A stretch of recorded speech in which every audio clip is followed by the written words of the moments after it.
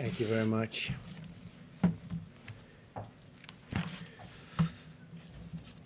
So, nice to be with you. America continues to gain ground in the war against the virus. I want to thank the American people for answering the call, following our guidelines, and making the sacrifices required to overcome this terrible threat.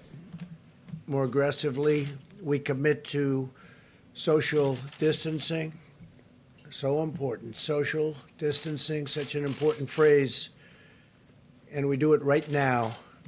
The more lives that we can save, and the sooner we can eventually get people back to work, back to school, and back to normal.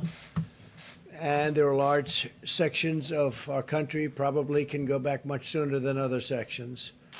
And we're obviously looking at that also.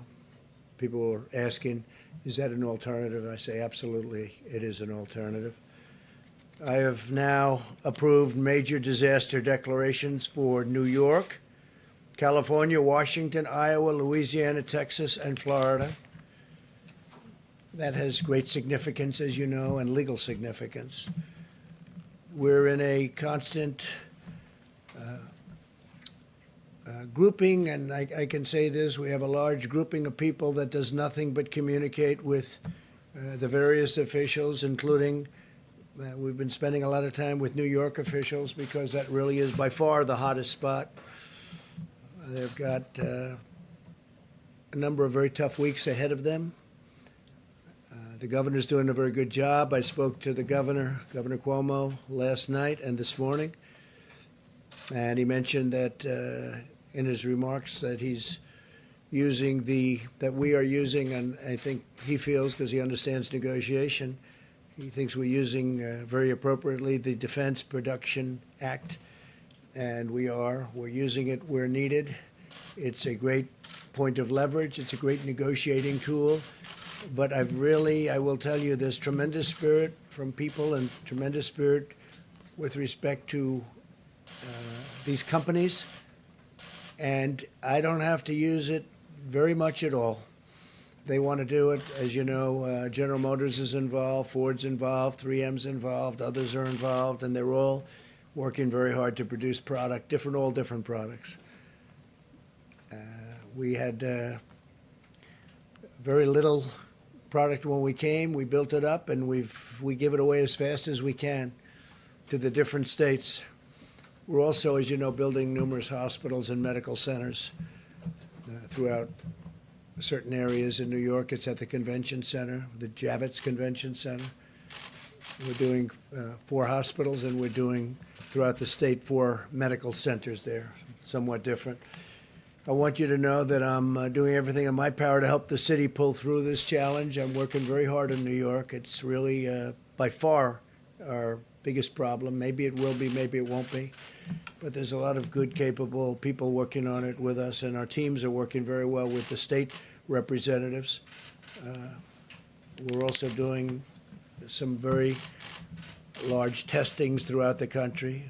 I told you yesterday that in South Korea, and this is not a knock in any way, because I just spoke with President Moon. We had a very good conversation about numerous other things. But they've done a very good job in testing. But we now are doing more testing than anybody by far. We do more in 8 days than they do in 8 weeks. And we go up on a daily basis exponentially. So it's really good. By the way, while I'm on it, I also spoke with Prime Minister Abe of Japan last night, and I congratulated him on a wise choice. I think it's going to be a fantastic Olympics 2021. I think it's going to be a fantastic Olympics. It was the absolute right decision to delay it for a full year and now have a full, beautiful Olympics. It's going to be very important because it's probably the first time, maybe ever, or certainly in a long time, that it was on a odd year. It's always on an even year, they tell me. But he's going to have a fantastic success, and now they'll have even more time. He didn't need any more time. Everything was perfectly ready. What a job they've done. But Japan, I want to congratulate Japan, the IOC, and Prime Minister Abe on a great decision. I think it's going to be a fantastic Olympics. I told him I'll be there. I'll be there. As we fight to protect American lives, we're also protecting American livelihoods. Democrats and Republicans in the Senate are very close to passing an emergency relief bill for American workers, families, and businesses. This legislation, in addition to the two bills I signed this month, it includes, as you know, sick leave, and we have all sorts of things in for the workers, for families. But we have a tremendous paid sick leave provision for workers at no cost at all to the employers. And that's a big thing, no cost to the employers. We want to get everybody back working.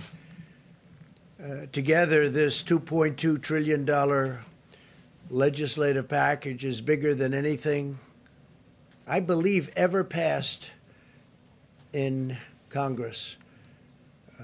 Perhaps, relatively speaking, if you go back, look during the FDR New Deal days, there was something that if you time value it, you could say it was bigger. I don't know. But this is certainly, in terms of dollars, by far and away the biggest ever done. And that's a tremendous thing because a lot of this money goes to jobs, and families. The Senate bill, as you know, includes $350 billion in job retention loans for small businesses, with loan forgiveness available for businesses that continue paying their workers. They continue paying their workers. That's what we want. We want them to keep their workers and pay their workers. This will help businesses keep workers on the payroll and allow our economy to quickly accelerate as soon as we defeat the virus. $300 billion in direct cash payments will be available for every American citizen earning less than $99,000 per year. That would be $3,400 very quickly for the typical family of four. Nothing like that's ever been done in our country. Up to $250 billion in expanded unemployment benefits. The average worker who has lost his or her job will receive 100% of their salary for up to 4 full months. Unlike normal unemployment benefits, independent contractors and the self-employed will be eligible. So you have independent contractors and self-employed people will be eligible for this. Over $100 billion to support the heroic work of our doctors, nurses, and hospitals. They've been incredible. $45 billion for disaster relief fund. So we are setting up a fund of $45 billion for disaster relief. That's more than doubling the amount available to support my national emergency and disaster declarations. It's a doubling up. $27 billion to build up the strategic national stockpile with critical supplies, including masks, respirators, pharmaceuticals, and everything you can imagine, because it was very depleted, like our military was depleted. Now we have a brand new military. Never had a military like this. We have equipment either coming or it's already come. For the most part, it's already come, but we have a lot of things that will soon be coming. Planes, missiles, rockets, lots of things. But the stockpile was very depleted, like everything else. This will also include significant funding for the development of vaccines on top of the $8 billion we approved several weeks ago. Over $500 billion in support for the hardest hit industries, with a ban on corporate stock buybacks, which is something I insisted on. And frankly, I tell you, the Republicans wanted that, and the Democrats wanted that. We want them to use the money for the companies and the planes or whatever they may be helping to get over this rough patch. And I don't think it's going to end up being such a rough patch. I think it's going to, when we open, especially if we can open it, the sooner the better, it's going to open up like a rocket ship. I think it's going to go very good and very quickly. And you're going to have some tough new limits on executive compensation also. They need the money. They're going to have to sort of just make things work, because we're interested in the workers, the jobs. And we're interested in the companies, because that's really what fuels the workers in those great jobs. And we also have $16 billion in funding for the purchase of personal protective equipment. You know about that, such as masks and respirators through the Strategic national stockpile. I encourage the House to pass this vital legislation and send the bill to my desk for signature without delay. I will sign it immediately. We will have a signing, and it'll be a great signing and a great day for the American worker and for American families, and frankly, for American companies, some of which were having the best years they've ever had these last few years, and then a little bit less than a month ago, they went into a position that they haven't seen because of the hidden enemy, the virus. Earlier today, I spoke to the leaders of many of America's amazing nonprofit organizations. I thank them for their unwavering devotion to American people, to American families, to our nation. And they have been fantastic. They've been collecting supplies, distributing food, supporting healthcare workers, caring for vulnerable workers and families. I encourage them to continue to do it. But I'll tell you, the nonprofits have been fantastic. They've been great. They're great people, actually. I know a lot of them. Finally, I want to provide a brief update on the critical supplies. Through FEMA, the federal government has delivered or is in the process of shipping 9.4 million N95 respirators. Think of that, 9.4 million. 20 million surgical masks, and we have others that we think are going to be delivered pretty quickly. The whole world, you know, it's not just us, it's not just the states. The whole world is trying to get these things, so in competition with many, many countries. I believe today you broke the 150 mark for the virus. We have 150 countries, over 150 countries where you have this virus. And nobody would ever believe a thing like that's possible. Nobody could have ever seen something like this coming. But now we know, and we know it can happen and happen again. And if it does, somebody's going to be very well prepared because of what we've learned and how we've done. It's been incredible how we've done. Remember, there's more tests than anybody by far. And the news, the reporters, the media always likes to bring South Korea. They called me and they told me, it's amazing, your testing procedures are amazing. Plus, we have a test that's a very high-level test, and it's a test that's very accurate. 3.1 million face shields, 2.6 million surgical gowns, 14.6 million gloves, and almost 6,000 ventilators, which go to the areas of greatest needs. We sent, over the last day, 4,000 ventilators to New York. And I spoke with the governor about that. He was happy. I spoke with the mayor also about that, Mayor de Blasio. He was very happy. It's hard not to be happy with the job we're doing, that I can tell you. Throughout this national emergency, everyday heroes continue to step forward and demonstrate the extraordinary character of our nation, including the people behind me. By the way, these people are amazing. They are amazing people, and they become, I don't know, maybe I should just speak for myself, but to me, they become friends. Maybe they don't like me. Maybe they don't. Maybe they do. I don't know. All I can tell you is they're talented people. They work very hard. In Maryland, a 7-year-old boy used his own birthday money to buy meals for dozens of senior citizens.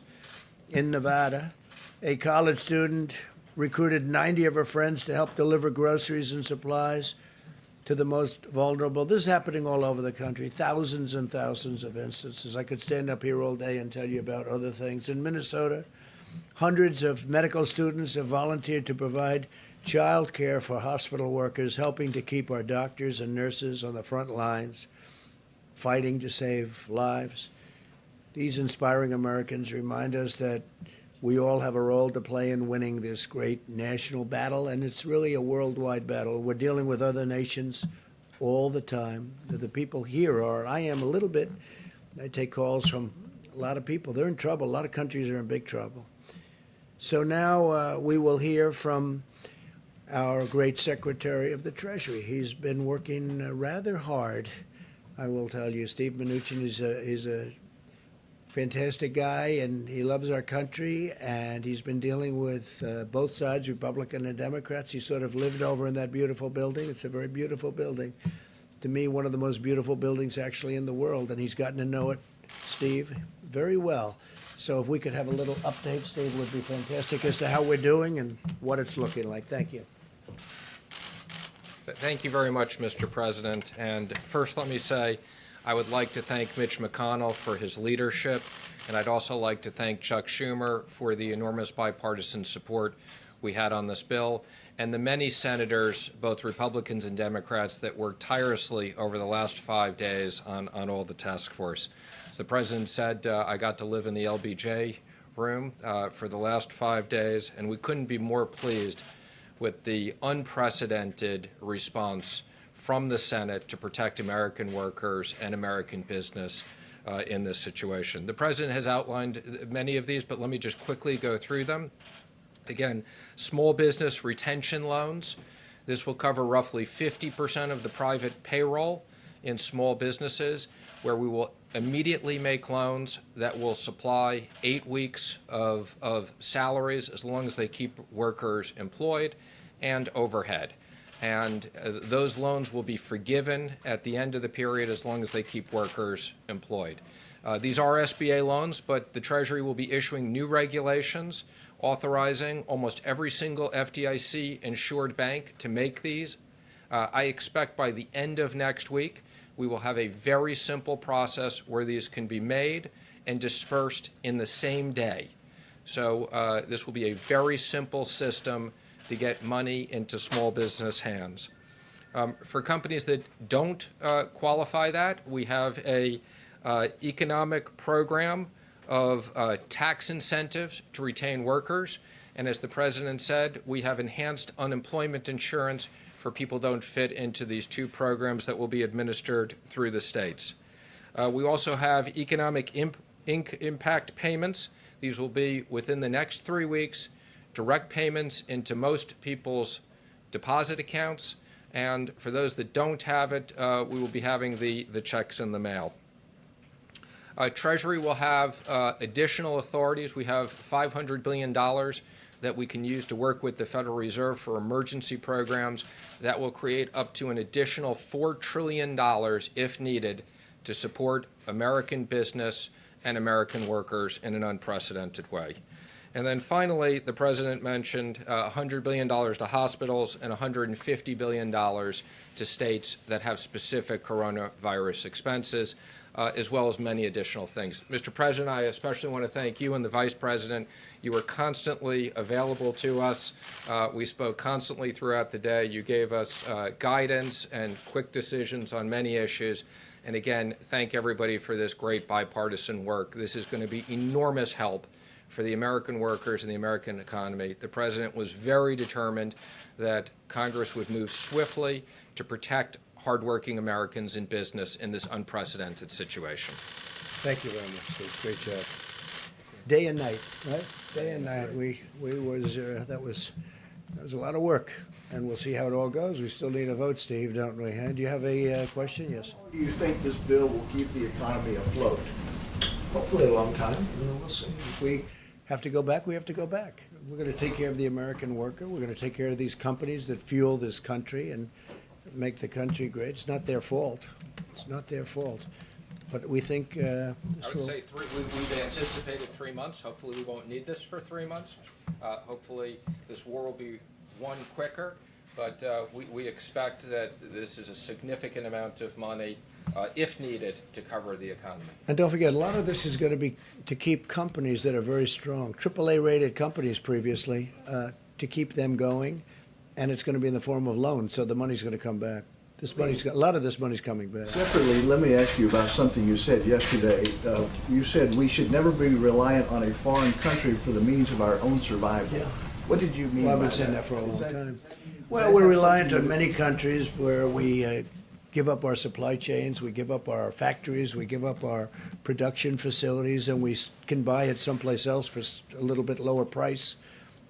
But it's really costing us more when that happens, because we lose jobs, we lose everything, and we lose our independence, and we can't let that happen. So we'll be making some changes. We have been making those changes. Is there an executive order to basically ban the export of medical equipment? I don't know that we'll need that, but I think it's happening by itself. I think a lot of things are happening. Well, some people, we make the best medical equipment in the world, and you have some people like the European Union, they don't take it because they have specifications that don't allow our equipment in because it's designed in a different way. Even though it's a better way, it's designed. They're all playing games against us, okay? They've been playing games against us for years, and no president has ever done anything about it. But the European Union, you look at medical equipment, we make the best medical equipment in the world, but we can't sell it because, or not appropriately. And yet we take their medical equipment in our country. We're changing things, Steve. All this is changing. But they have specifications so that our equipment, designed specifically so that our equipment can't come into their countries.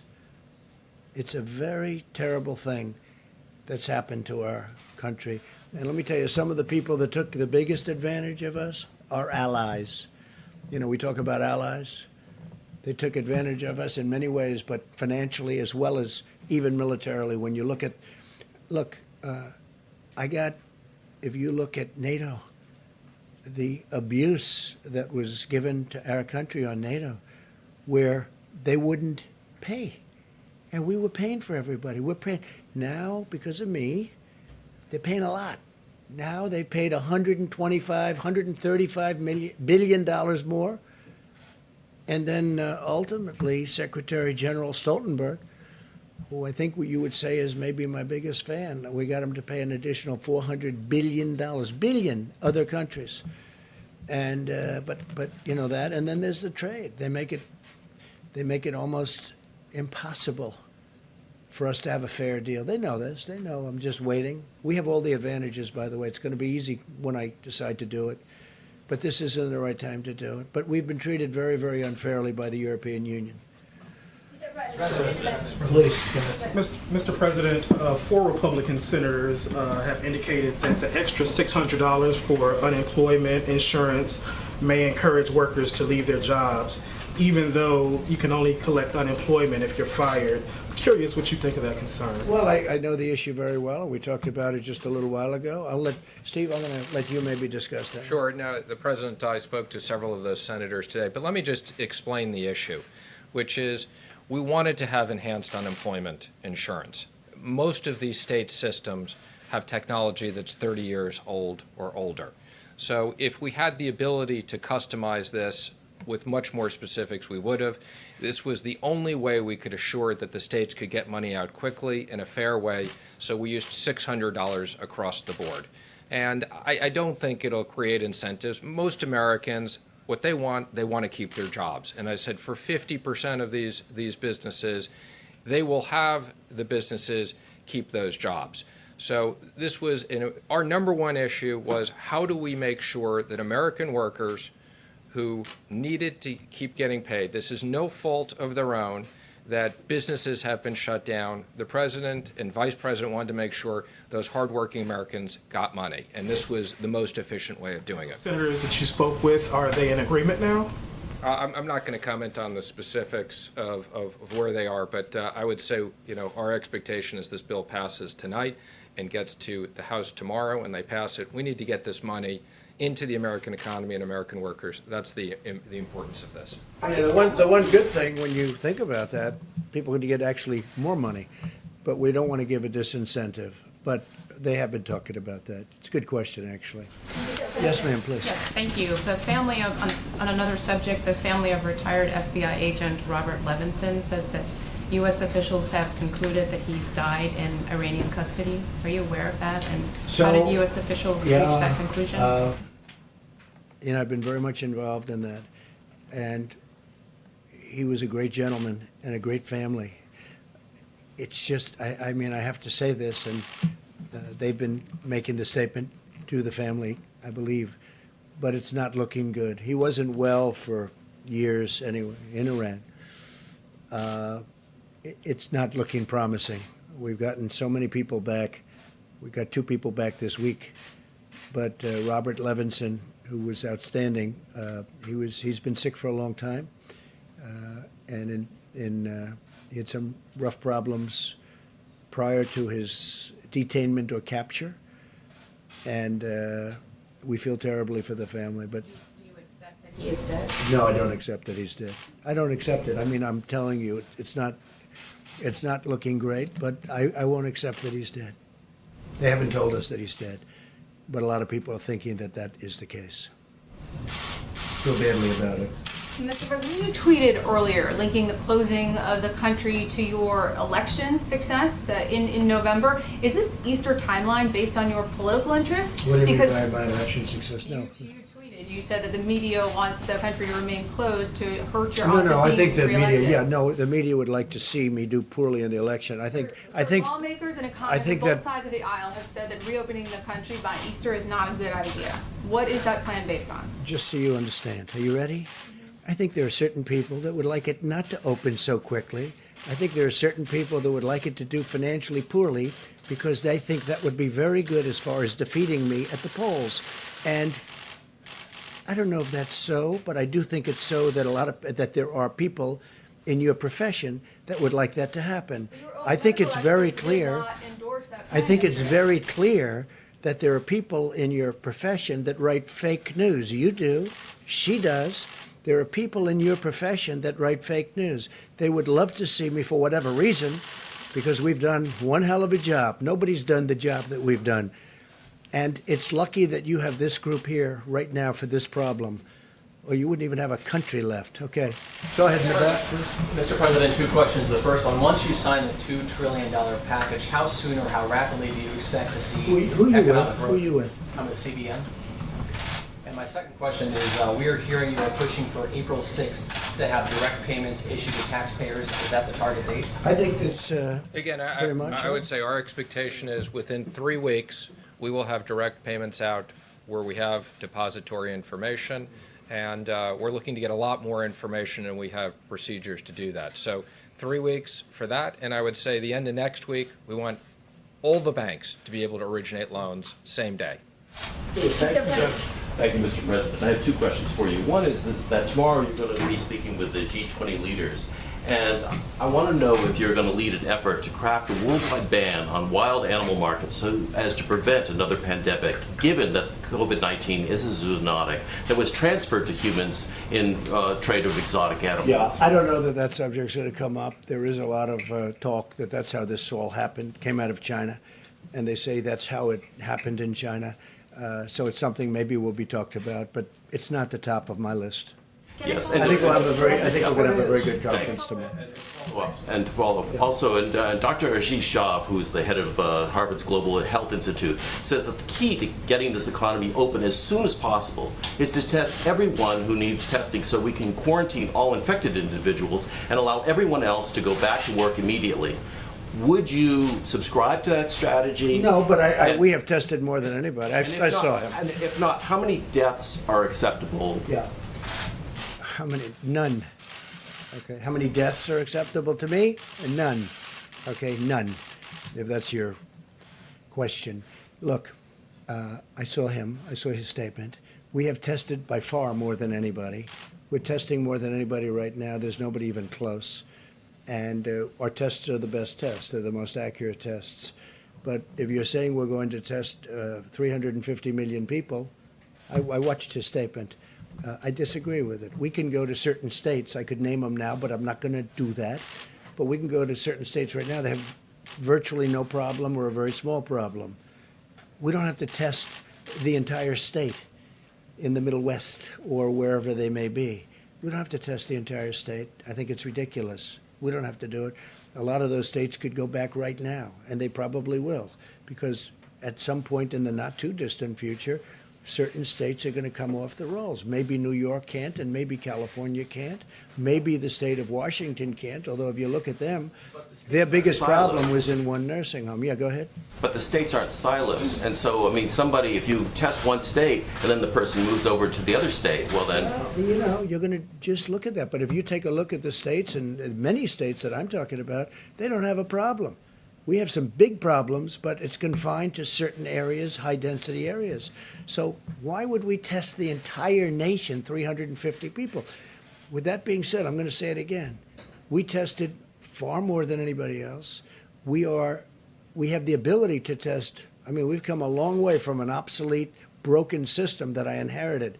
We have now tested with the best test far more than anybody else. And when I say anybody else, I'm talking about other countries. No country is even close. They came out with a statistic, I guess, yesterday that I heard from Dr. Birx, where it's for eight days here, more than 8 weeks in South Korea. And South Korea's done a good job. But we did in 8 days more than South Korea did in 8 weeks. That's a big number. And we're getting, I said before, exponentially better. Every day it's going up substantially. We have an incredible apparatus built now. But no, I don't want to test 350 million people. I think it's ridiculous. Yes, please. Thank you so much, Mr. President. Two questions. One follow-up on the G20, because the UN asked the G20 countries to do for more resources for a coordinated stimulus package, ban on tariffs, waive on sanctions to try to prevent what they call an apocalyptic pandemic. Would you consider those measures? And With respect to what? on tariffs, and also related also to waive tariffs, and also Look, we have strong sanctions. borders. Yeah. And would you consider to join this global effort? So before I came here, we weren't into borders. We had a country, people could come in. We had a whole different deal. Now we're up to almost 164 miles. Think of that, 164 miles of wall, big, beautiful wall. And in those areas, it's very, very tough to come in. We've been very tough on the borders. I mean, where we have the wall built, nobody's getting through. Now, they're going around, but that's a long trip. If they're going around, that's the way they get through. But no, I'm very strong on borders, and I don't want people coming in here. What I want is, if they're going to come in, they have to come in legally. They have to come in through merit. We're not having the people that you're talking about come into our country. All right. Just a follow-up for another Thank you, question. sir. Question for you and then for Dr. Fauci, if you'll let me. Both Republican and Democrat packages of the stimulus included $25 million worth of funding for the Kennedy Performance Arts Center here in Washington, D.C. Shouldn't that money be going to masks, respirators? Well, I'll tell you what, I approved that, and I knew it was $35 million, and we actually took off 10. But I'm a fan of that, although I haven't spent time there because I'm far too busy. I'd love to go there evenings, but I'm too busy doing things because that's more important for me than going there. But the Kennedy Center has suffered greatly because nobody can go there. It's essentially closed. And they do need some funding. And I said, look, that was a Democrat request. That was not my request. But you got to give them something. It's something that they wanted. You know, it works that way. The Democrats have treated us fairly. I really believe that we've had a very good back and forth. And I say that with respect to Chuck Schumer. I spoke to him a number of times. But, you know, they had requests also. So that was a request. There were 35, as you know, and it came down to 25. We got it down to 25. We agreed. I said, that's a lousy soundbite. That's not a good soundbite. But that's the way life works. With that being said, the Kennedy Center, they do a beautiful job, an incredible job. David Rubenstein does a fantastic job. He's very much involved, and he puts up a lot of money, and he does things that a lot of people wouldn't be able to do or do. But they've been essentially closed. They have tremendous deficits that are built up. I mean, this thing has been devastating to it. So I didn't have a big problem with it. But this was a request from the Democrats because of the fact that they have a facility that's essentially closed up. Another question, sir. In other words, you couldn't go there if you wanted to. If I wanted to go there tonight to look at Romeo and Juliet, I'd love to see Romeo and Juliet tonight, right? You know what would happen? They say, sorry, 250 people or 50 people, whatever it might be down to. Go ahead. And then earlier today, Senator Marco Rubio told RCP that, quote, the World Health Organization showed favoritism to China, unquote. And then Representative Michael McCaul, the ranking member on the House Foreign Relations Committee, he questioned the integrity of the World Health Organization's director, saying, quote, that there were several red flags in his past with respect to his relationship with China. Do you agree? Do you think the World Health Organization showed favoritism? And then once all the dust settles, do you think that the United States should re-explore its relationship with the World Health Organization? Well, I think there is a lot of, certainly a lot of talk that it's been very unfair. I think that a lot of people feel that it's been very unfair. It's been very much sided with China. And a lot of people are not happy about it. At the same time, Dr. Fauci and myself and other people, there are people on there that we like and we know. A lot of, I think your friends are on there, a lot of good people, a lot of good professionals. I don't know, it'd be interesting to hear if you'd like to talk about the World WHO. But the fact is that I have heard for years that that is very much biased toward China. So I don't know. Doctor, you want me to get you into this political mess? No, I don't want you to do that, but I will. Tedros is really an outstanding person. I've known him from the time that he was the Minister of Health of Ethiopia. I mean, obviously, over the years, anyone who says that the WHO has not had problems has not been watching the WHO. But I think under his leadership, they've done very well. He has been all over this. I was on the phone with him a few hours ago, leading a WHO call. Praising China's transparency, sir? No, I'm not talking about China. You asked me about Tedros.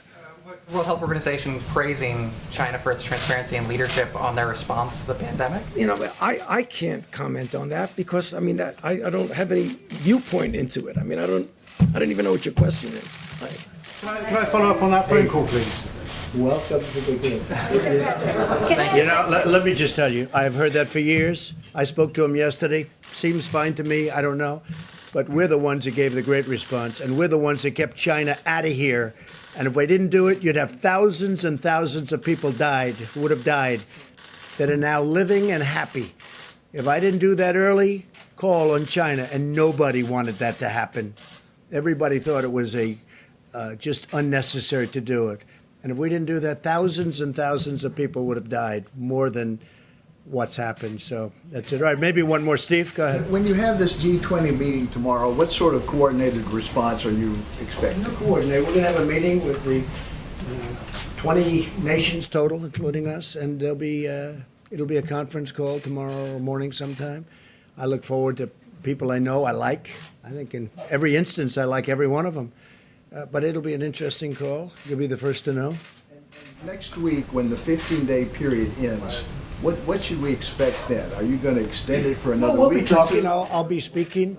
I'll be speaking with Tony. I'll be speaking with Deborah. I'll be speaking with some of the people that they like and respect, and they're going to bring along with them. We'll be speaking to Vice President Mike Pence and Steve, and we'll be speaking to everybody. I'm not going to do anything rash or hastily. I don't do that. But the country wants to get back to work. Our country was built to get back to work. We don't have a country where they say, hey, let's close it down for 2 years. We can't do that. It's not our country. So we're going to be talking, and it could be we'll do sections of our country. There's big sections of our country that are very, little affected by what's taken place. Then there are other sections that are very heavily affected. So there's a big difference. But no, I would say by Easter we'll have a recommendation, and maybe before Easter, and at the end of the 15th day, or even during the 15th day, I think we'll have some kind of a recommendation. But our country wants to get back to work, Steve. I have had so many people, and they want to practice social distancing, and they want to practice no handshaking. No handshaking. They're not going to walk around hugging and kissing each other in the office when they come back, even though they may feel like it. They're going to wash their hands more than they've ever done. They're going to do all the things you're supposed to do. But Steve, you know what? It's time. People want to get back to work. I get it from both sides, in all fairness. And maybe it's a combination of both. Tony said before, combination of both is sometimes very good. But there are areas that probably, they won't qualify. There are other areas that qualify almost now. So we're going to have to see what happens. But it'll be an interesting period of time. I'd like to get our country back. I have tremendous numbers of people wanting to go back. You have store owners where the store is sitting there. They don't know what's happening. They got to get back. You have businesses that are going to be closed. The longer we stay out, the longer we do it, we want to go quickly. The longer we stay out, the harder it is to bring this incredible. We were having the most successful years that we've ever had in the history of our country. You saw what happened yesterday with the stocks, and today they're up. I'm telling you, if Steve gets the deal done, the incredible incentive deal is going to take care of people. It's going to take care of our workers. It's going to take care of companies that employ all these workers, small and big. By the way, I would say we spend more time on the small companies, Steve, than we did on the big companies. People ask about that. We spend more time thinking about the small businesses than the big, and that really fuels our country. We want to get back, and the people want to get back. We want to get our country going again, and we'll be able to do that. So Vice President's going to stay with you and going to take a few more questions specifically, and I will see you tomorrow. Thank you very much. A question for you on the DPA, Mr. President. Mr. President, a question for you on the DPA.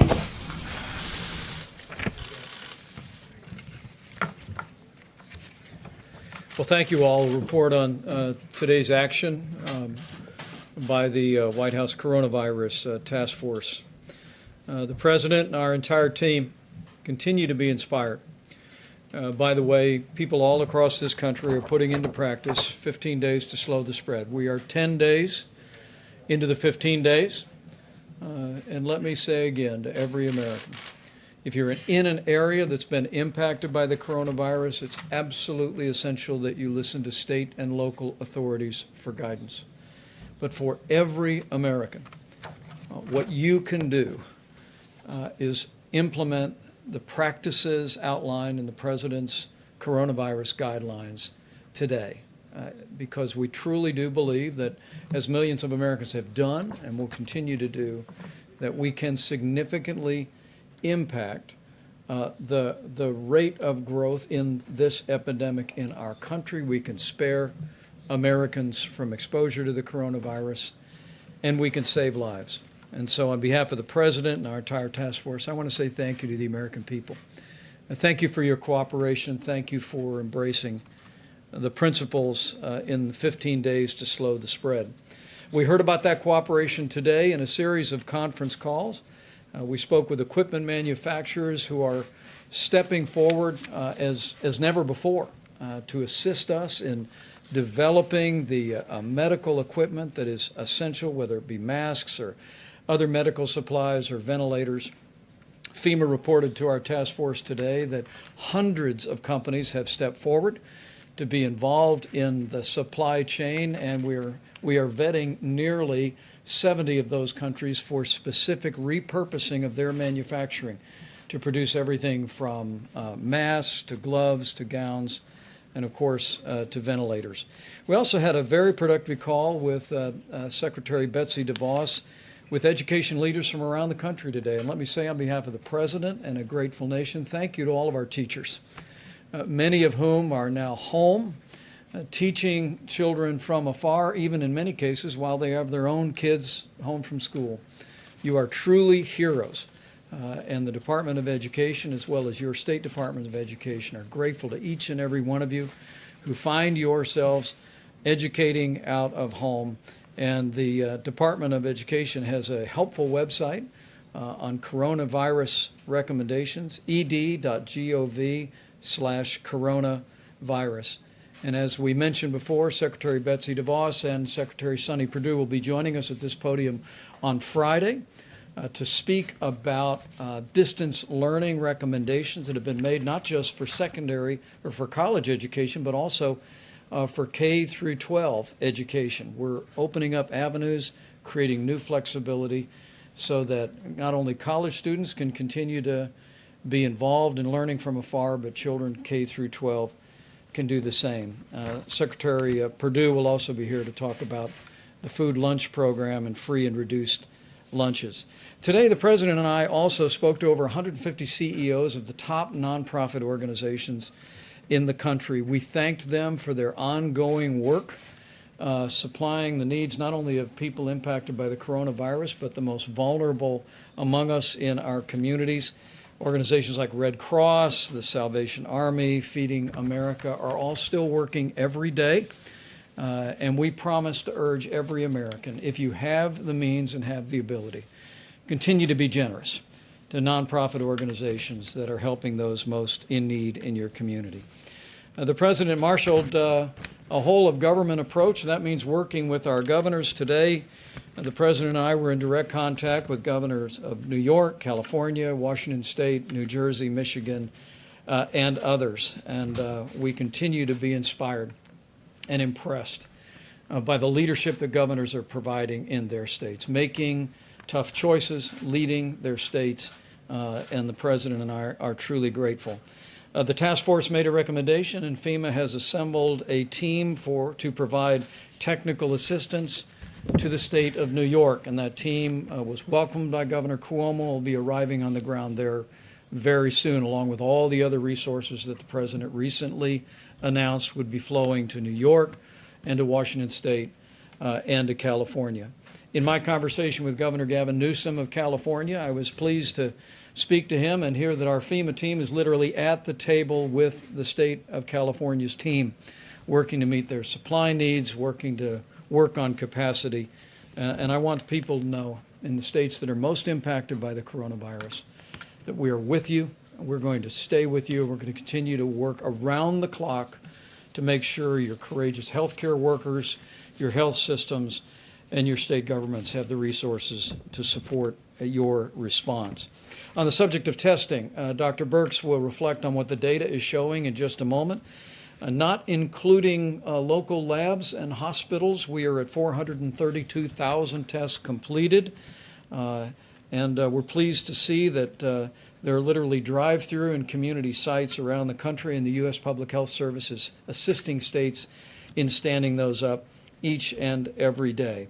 We do remind hospitals and labs around the country, and the moment the president signs the bill, that it is absolutely essential that they provide the results of the test to us. It gives us visibility into what's happening on the ground.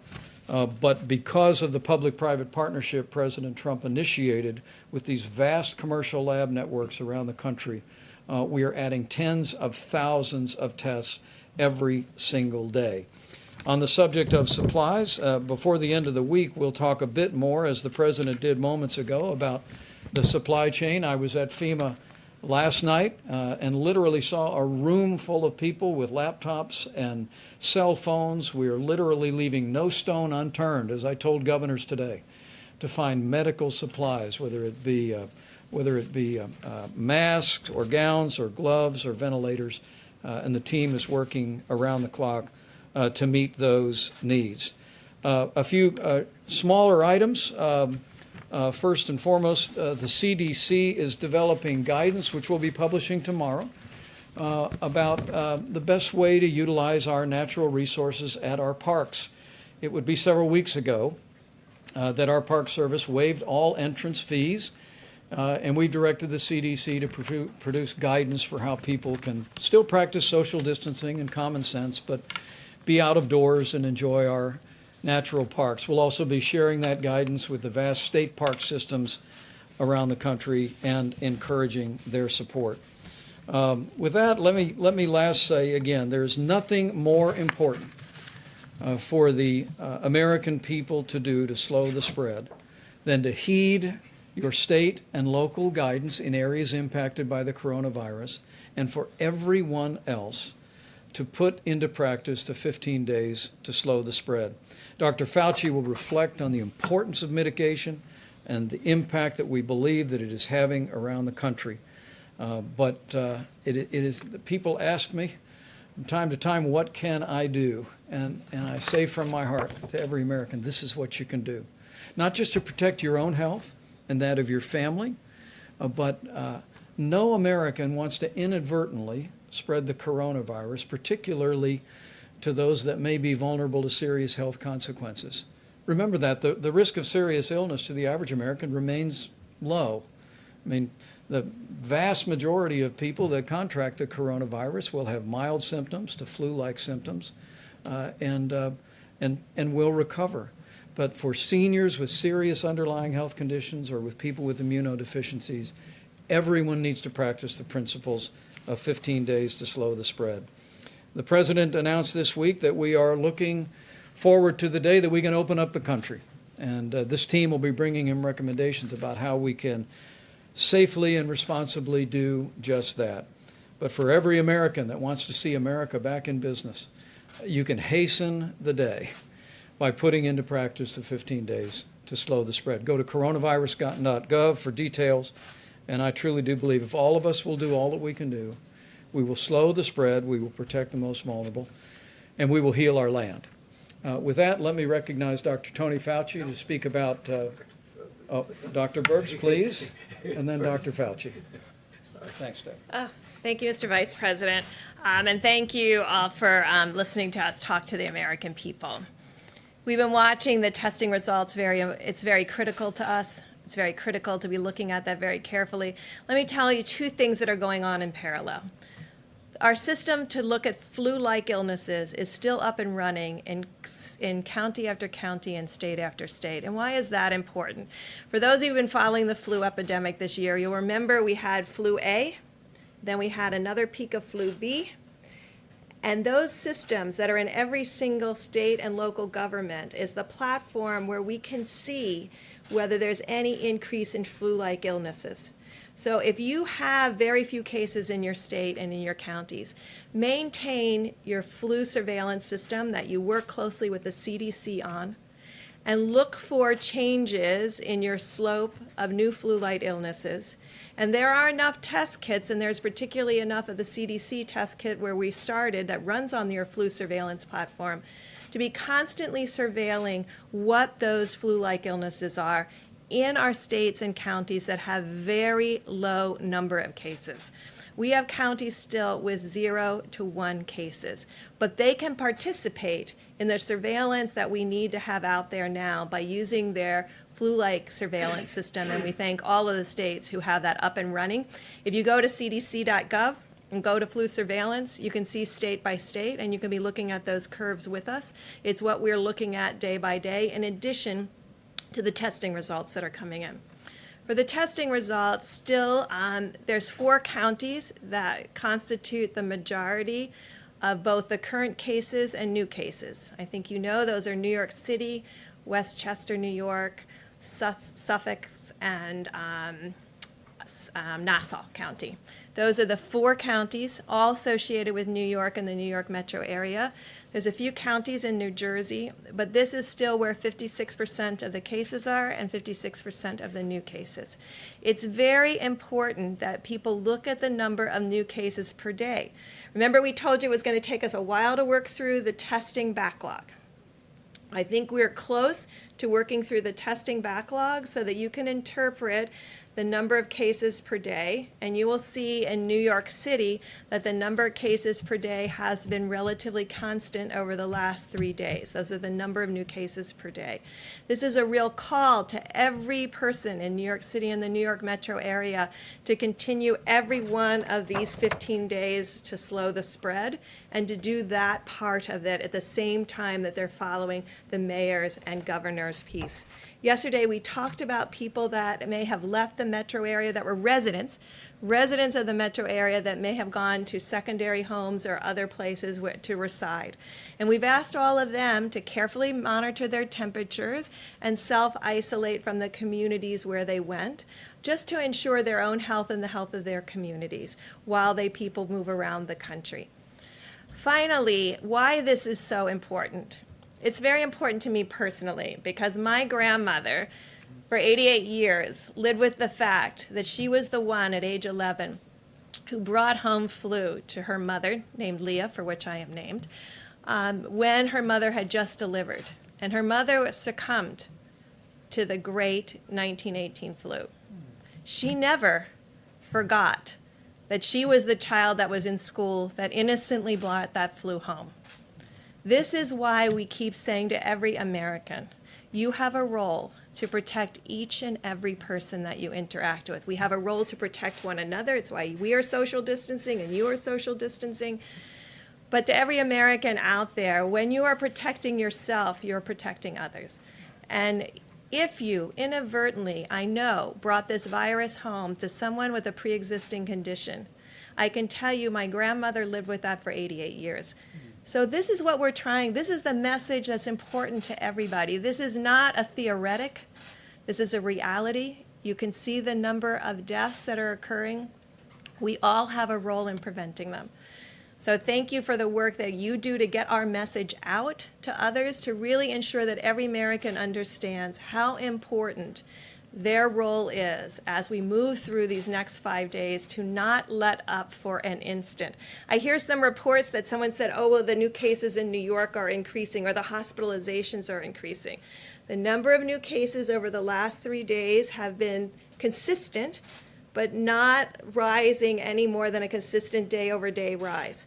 You will see hospital cases continue to increase because they are a reflection of what happened 1 to 2 weeks ago before the full mitigation efforts were put into place. So each person in every place, no matter what county, what community, what state, can work with us to ensure that we prevent the spread of this virus to others. So thank you.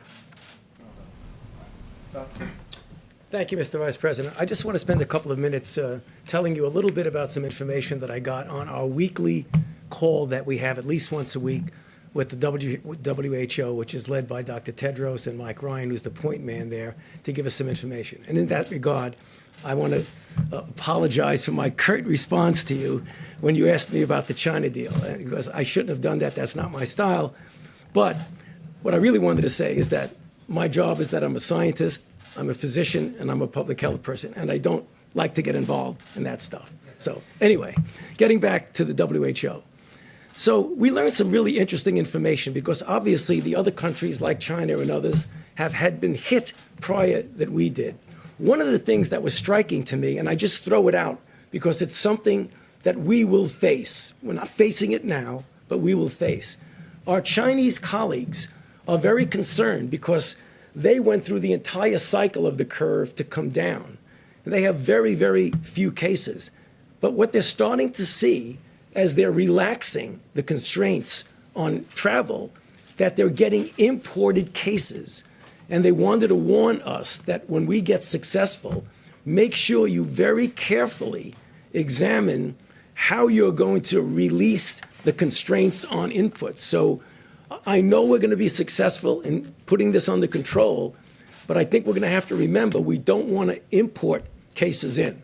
That's the first thing for today. The second thing that was important is that it was something that Dr. Birx mentioned, and that is when you look at the inflection of the curves, we now have multiple different countries that have gone through various phases of their individual outbreaks.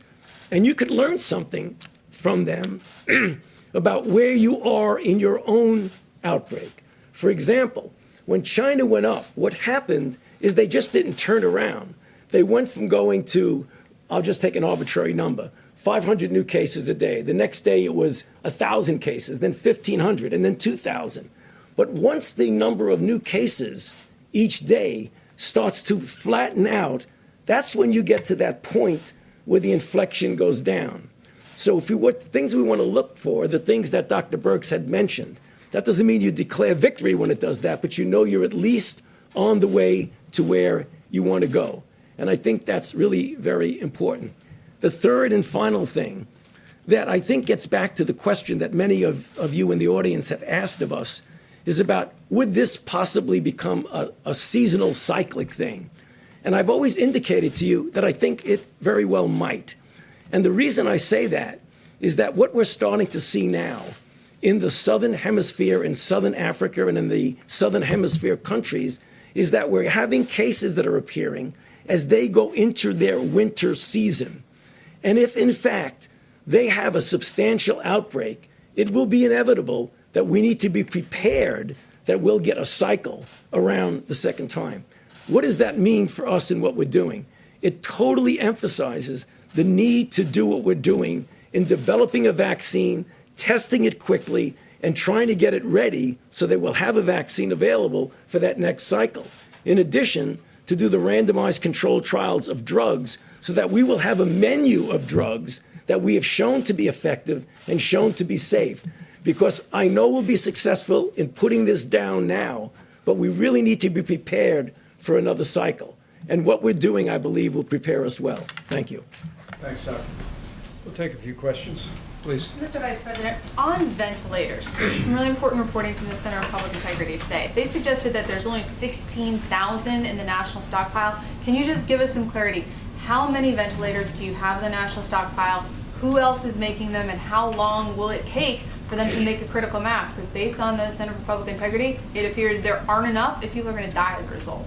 Ventilators has been a singular focus of a good portion of our supply chain stabilization task force at FEMA since the President stood up FEMA's National Response Center.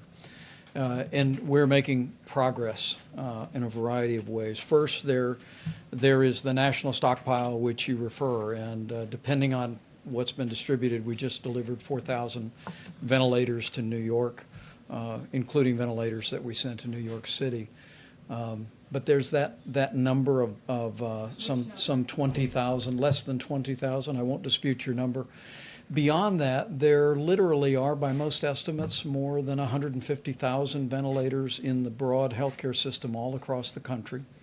We also, working with anesthesiologists, and there was a very important conference call today, we have determined several weeks ago that the devices that anesthesiologists use for outpatient surgery can be converted with the change of a single vent to a very useful ventilator. I actually spoke to Governor Cuomo about that today. He's in the process of surveying all of his surgical centers, as governors around the country are doing. We literally believe there's tens of thousands of ventilators that can be converted now that the FDA has given guidance. And Dr. Birx can probably speak to that in a moment. We actually have produced a helpful video to explain how quickly those devices can be converted.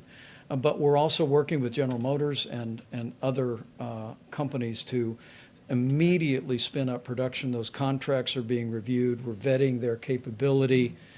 But one of the other ideas is, as we look at areas of the country that are most impacted, and now more than half of the cases for coronavirus are in New York State and in the region around there. But we'll want to focus our resources, including ventilators, on where communities are struggling the most with coronavirus. And so one of the ways that we're working through that at FEMA now is by spinning up production and at the same time working with the existing national supply, maybe from areas that don't have a particular burden yet with the coronavirus, and making sure that we're manufacturing, backfilling, and meeting that need. But what I can tell you is we've got an extraordinary team. Admiral Polovchek is a two-star Navy admiral who's doing an incredible job. We literally are identifying resources around the country and around the world. We're contracting and arranging transportation for those. But maybe Dr. Birx, you can speak to the ventilator, particularly the transition. Thank you, sir. So I just want to thank Dr. Mary Peterson and the whole team of the American Association of Anesthesiologists, because they immediately, when we asked them, could these be modified, they went to immediate work on it. They're going to have Q&As up but more importantly, every anesthesiologist in every city has been working with their state and local health officials to really work with them how to change this. And I think that's not only the ventilators that they'll be supplying, they have the people that run those ventilators that are not any longer doing elective surgery. So changing that elective surgery piece over a week ago has freed up a lot of additional resources. When I talk to you about how we've done some things that are very horizontal across the country, but we're collecting data now in a county by county granular way. So it's like any epidemic, it's not equal everywhere. There are places that are very spared, and there's places where there's more. We have a very vast country with a lot of capacity and a lot of infrastructure. And so looking very specifically about where the virus has been, where is it going, who's got freed up resources from where it has been, because it didn't hit it hit Washington State earlier than it hit New York, and looking at all of those pieces to really ensure how we can innovatively move equipment around based on the need. And so I know that it has become a place where people are looking at numbers rather than what is needed. Because if you do these projections, when you got to those projections that said, like in Germany and others, that implied that 60% or 50% of the population would get infected, I want to be very clear, the only way that happens is this virus remains continuously moving through populations in this cycle, in the fall cycle, and another cycle. So that's through 3 cycles with nothing being done. And so we're dealing with cycle A right now, not the one that could come in the fall of 2020, although we're getting prepared for it by the innovations that are being worked on, and not the 2021. We're really dealing with the here and now while we're planning for the future. And I think the numbers that have been put out there are actually very frightening to people. But I can tell you, if you go back and look at Wuhan and Hubei and all of these provinces, when they talk about 60,000 people being infected, even if you said, oh, right, well, there's asymptomatics and all of that, so you get to 600,000 people out of 80 million. That is nowhere close to the numbers that you see people putting out there. I think it has frightened the American people. I think on a model that you just run full out, you can get to those numbers if you have zero controls and you do nothing. And we know that every American is doing something. And so I think what our job right now is to carefully detail on a hospital by hospital, state by state, county by county, to outline what the infrastructure needs are and ensure that we're meeting them, both from the stockpile and from the generosity and movement of the American people and other hospitals. Dr. Birx, a lot of folks out there, well-intentioned, are sewing cloth masks and donating them to hospitals. You or Dr. Fauci, can you weigh in on that? Because obviously these people have great intentions, but there's some mixed feedback on whether that's a good idea. I'm sorry. Better than nothing?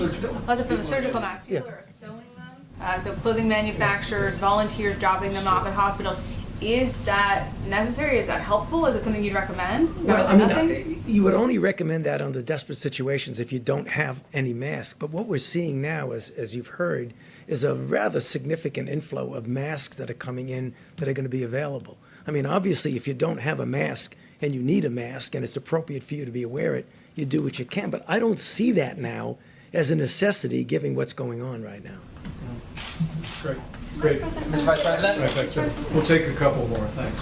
Thank you, Mr. Vice President. We keep hearing reports of competition among states that are trying to buy this necessary equipment on the private market. And the governor of Kentucky said yesterday that his state was in line to buy some equipment, but FEMA came in and purchased it from under them. So he says this is creating a real problem for the states because on the one hand, they're being told to get the equipment themselves if they can, but on the other hand, the federal government is buying up the supply chain. So is this a problem that you're hearing about, and what is your advice to states like Kentucky that are having this issue?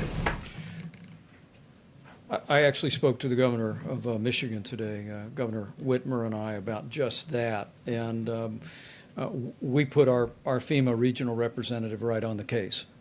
We want to make sure that we're acquiring every bit as much as we can through FEMA.